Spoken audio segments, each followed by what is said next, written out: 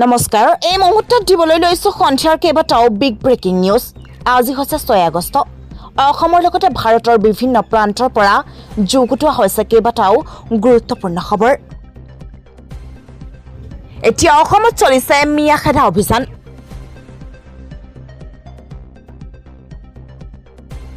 বিৰলাচিত খানৰ এটা শৃংখল চলিহালৈ কঠোৰ সকিয়নি। শৃংখল চলিহাক মানুহে ভয় নকৰে, এইজনক মানুহে হাঁহে। আমচুৰ কাৰ্যকৰী সভাপতি ইমতিয়াজ হুছেইনৰ ভাতৃত তানজুৰ হুছেইনৰ হুংকাৰ। আমচুৰ কাৰ্যকৰী সভাপতি ইমতিয়াজ হুছেইনক বাংলাদেশী বুলি মন্তব্য কৰিছিল শৃংখলে। বিৰলাচিত খানৰ নেতা এই ধৰণৰ তুচ্ছ তাচ্ছিল্য ভৰা মন্তব্য আমি সহ্য নকৰো। ইমতিয়াজ হুছেইনক শৃংখল চলিহাই বাংলাদেশী বুলি কোৱা মন্তব্যৰ প্ৰত্যুত্তৰ তানজিৰৰ। বাৰে বাৰে এনেধৰণৰ ভণ্ডামি কৰা বাদ দিব হ'ল শৃংখল চলিহাই। হাত দাঙি দাঙি এনেদৰে দি থকা ধমকি সকলোৰে সৈতে নকৰিবলৈ সকিয়নি। ইমতিয়াজ হুছেইন বাংলাদেশলৈ পঠাম, এইদৰে মন্তব্য কৰাৰ অভিযোগ শৃংখললৈ। পৰৱৰ্তী বিগ ব্ৰেকিং নিউজটো হৈছে গৃহমন্ত্ৰীৰ সন্দৰ্ভত মানহানিকৰ মন্তব্যৰ গোচৰত ৰাহুল গান্ধীক জামিন। ঝাৰখণ্ডৰ আদালতে জামিন মঞ্জুৰ কৰিলে ৰাহুল গান্ধীৰ। মিয়াই সকলো ঠাইতে ব্যৱসায় কৰাৰ অধিকাৰ আছে। মিয়া ক'ত যাব ক'ত থাকিব সেয়া কোৱাৰ অধিকাৰ কাৰো নাই। উজনিৰ দল সংগঠনক লৈ এই অধিকাৰ কোনে দিলে? ভাৰতৰ যিকোনো ঠাইত যিকোনো ব্যক্তিয়ে ব্যৱসায় কৰাৰ অধিকাৰ আছে, কিন্তু মিয়া মানুহ এখন ঠাইৰ পৰা আন এখন ঠাইলৈ কিয় যাব নোৱাৰে? এইবোৰ কথা কোৱাৰ অধিকাৰ দল সংগঠনক কোনে দিলে? যিসকলে এই কাম কৰিছে তেওঁলোকক অধিকাৰ কোনে দিলে? হেংদাং লৈ ৰাজপথত ওলোৱাসকল পুৰুষ নহয়। মিয়া দুখীয়া হোৱা কাৰণেই এনেকৈ অত্যাচাৰ কৰা হৈছে। মিয়াই এনেকে অপৰাধ কৰিলে যে মিয়া উজনিলৈ যাব নোৱাৰে। মিয়া ভাৰতৰ নাগৰিক। আন জাতি জনগোষ্ঠীৰ দৰে মিয়াৰো সমানে অধিকাৰ আছে। এই অধিকাৰ কোনেও কাঢ়ি ল'ব নোৱাৰে। আইনৰ শাসন ভাৰতবৰ্ষত চলে। আইনৰ ঊৰ্ধত কথা কোৱাসকল দেশদ্ৰোহী। ABMCৰ সভাত উপস্থিত অধিবক্তা শাহনৱাজৰ উদাত্ত ভাষণ। শৃংখল চলিহা চিটু বৰুৱা আৰু আকাশ শইকীয়াৰ গ্ৰেফতাৰৰ দাবীত নিশা ওলাই আহিল শ শ মুছলমান। লাহৰীঘাটত মুছলিম ছাত্ৰ সন্থাই দাখিল কৰিছে এজাহাৰ। মিয়া খাটা অভিযানৰ বিৰুদ্ধে নিশা ওলাই আহিল শ শ মুছলমান। উজনি অসমত একাংশ জাতীয় সংগঠনৰ নেতাই ঘৰে ঘৰে চলাইছে মিয়া খাটা অভিযান। ইয়াৰ বিৰুদ্ধে এজাহাৰ দাখিল মুছলিম ছাত্ৰ সন্থাৰ। উচ্ছেদিত লোকসকল প্ৰকৃত ভাৰতীয় লোক। চৰকাৰে এইসকল লোকক শীঘ্ৰেই পুনৰ সংস্থাপন দিব লাগে। 24 ঘণ্টাৰ পিছত মেৰাপানীত চলিব সৰ্ববৃহৎ উচ্ছেদ অভিযান। বেদখলকাৰীক ঘৰ খালী কৰিবলৈ শেষ সকিয়নি।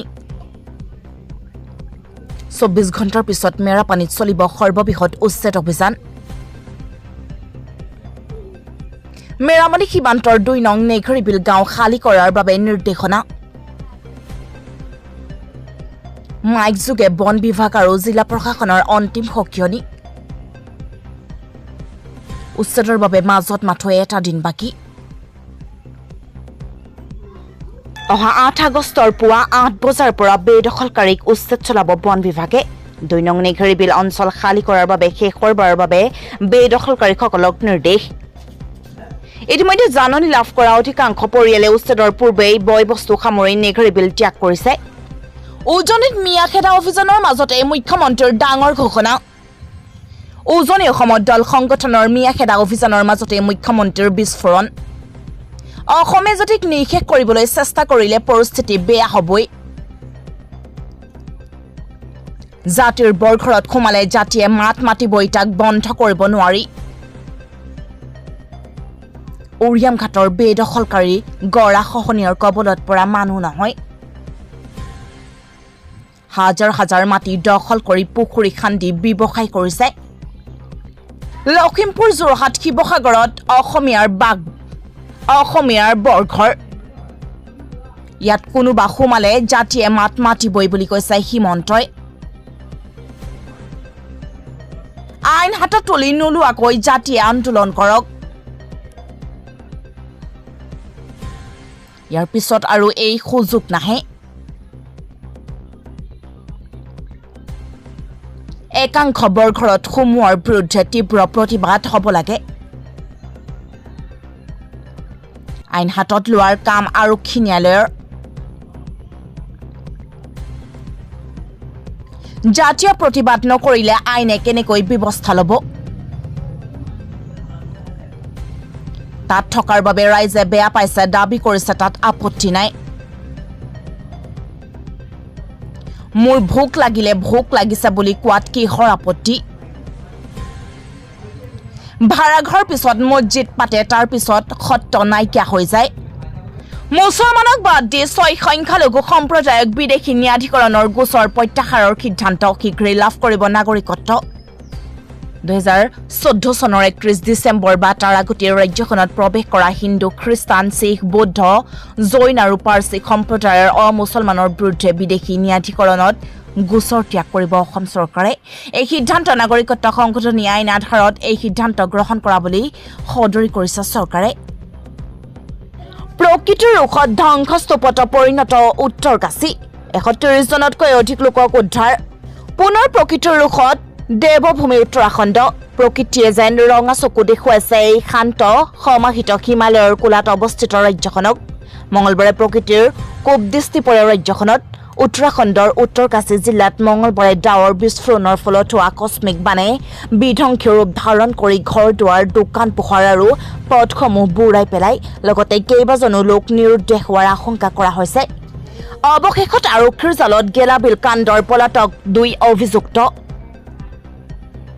অৱশেষত আৰক্ষীৰ জালত গেলাবিলৰ মৰেল পুলিচিঙৰ ঘটনাৰ অন্যতম অভিযুক্ত ঘটনাটো সংঘটিত হোৱাৰ পিছতে চৌদিশে প্ৰতিবাদৰ ঢৌ উঠাত পলায়ন কৰিছিল অভিযুক্তই বিধায়ক বিশ্বজিৎ ফুকনৰ ঘনিষ্ঠ হোৱা বাবে অভিযুক্তক আৰক্ষীয়ে ৰক্ষণাবেক্ষণ দিয়াৰ অভিযোগ উত্থাপিত হোৱাৰ সময়তে গ্ৰেফতাৰ হ'ল 2 অভিযুক্ত